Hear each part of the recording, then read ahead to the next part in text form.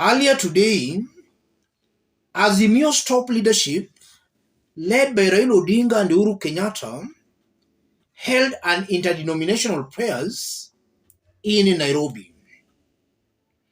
But what shocked very many Kenyans was the presence of Uhuru Kenyatta. And that is so because Uhuru Kenyatta has not been attending Azimio's functions. But today, he was present. And his presence seems to have angered and caused serious panic in William Ruto's team. Very many leaders supporting William Ruto are castigating Uhuru Kenyatta and confirming that his presence today at the function confirmed that is actually true. He has been supporting Azimio's demonstrations. Nandi Senate a few hours ago had this to say. Senator Kiprotich Arap Cherargei, when we said Uhuru is the chief sponsor of Tinga Azimio, Oka Mandamanos, and economic sabotage, plus intention of overthrowing the God-chosen government, many minions dismissed it. Finally, he has come out to check on his sponsorship and celebrate on the blood of the deceased Kenyans in their quest for power. Handshake. When Moi and Kibaki retired, they retreated to retirement as per the Presidential Retirement Benefits Act, unlike Uhuru, who wants to have his cake and eat it. The law states so long as Uhuru is politically active, he cannot access the presidential retirement benefits. So be it. If Uhuru is a man enough, why doesn't run for presidency again 2027? And then he has shared out those photos. And if you look at very many leaders supporting William Ruto, they are attacking Uhuru Kenyatta for having attended that function. Yes. So it appears there is this interest Uhuru Kenyatta is generating by attending an Azimio's function. This confirms there is serious panic and tension in Ruto's camp because of Uhuru Kenyatta. I want us to dig deep into this story, in which I'll explain what all this means and why Ruto and his team are very keen and very much interested in Uhuru Kenyatta. If you are watching us but you have not yet subscribed, subscribe, give this video a like. Let's proceed. Let me start by saying this. It's not wrong for Uhuru Kenyatta to sponsor Azimio's functions, because Uhuru Kenyatta is on record stating very clearly that he is in Azimio. So there is nothing completely wrong in Uhuru Kenyatta sponsoring Azimio's functions. And Uhuru, being a Kenyan, he's entitled to support whichever political side he deems fit or he chooses to support. That's a right Uhuru has been given in the Constitution. So why is it that William Ruto's team are very keen and very interested in Uhuru Kenyatta's activities? And what does all this Uhuru's presence today mean? Because Uhuru Kenyatta has been avoiding such functions. But today, it seems to appear he was very bold and very brave enough to attend that function. The first thing coming out very clearly William Ruto knows for a fact that Uhuru Kenyatta is the only obstacle for him as far as the mountain politics are concerned.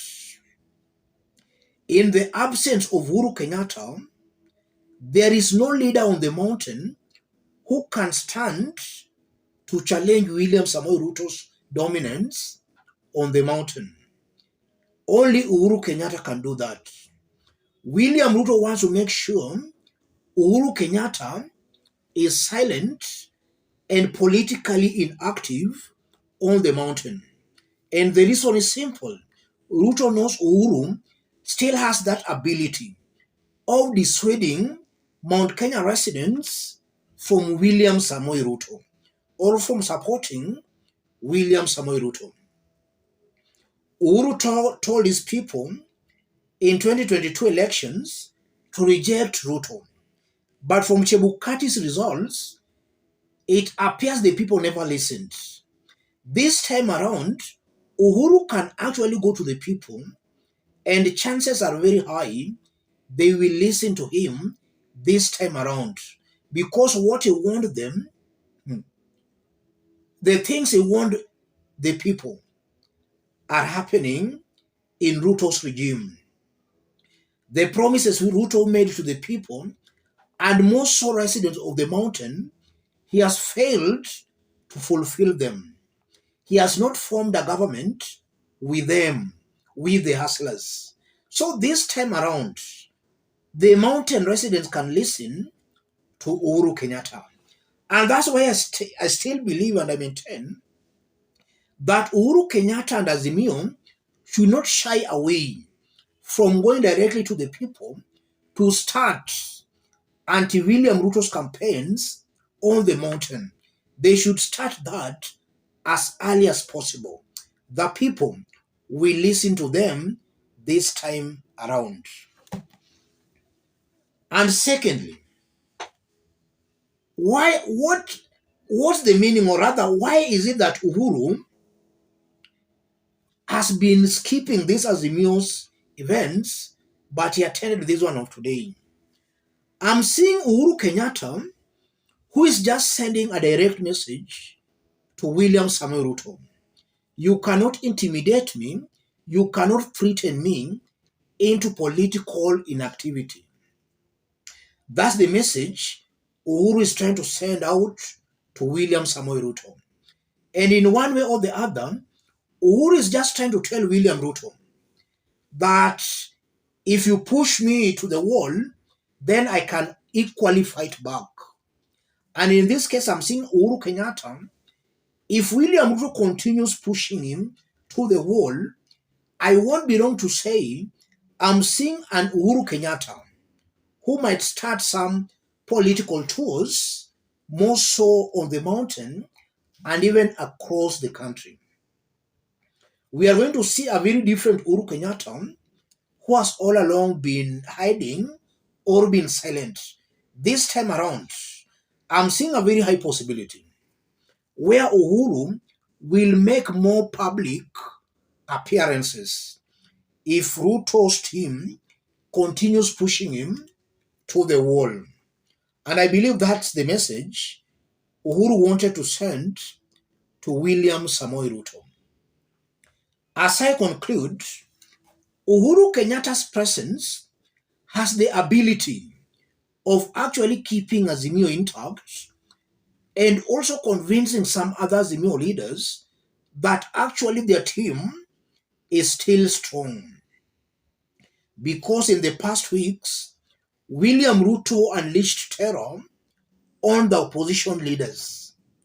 I strongly believe that it was the wisdom of Azimio for Uhuru Kenyatta to be seen in an Azimio's function to, to give confidence to some other Azimio leaders that the alliance is still firm and strong. It's still intact. And that has his presence has the ability of giving those leaders that confidence. Let me stop it there, ladies and gentlemen. But just as I did indicate, when we are starting, if you are watching us, but you have not yet subscribed, subscribe, give this video a like. Any other person watching us outside Kenya, drop a comment, let us know from which part of the globe you are watching us from.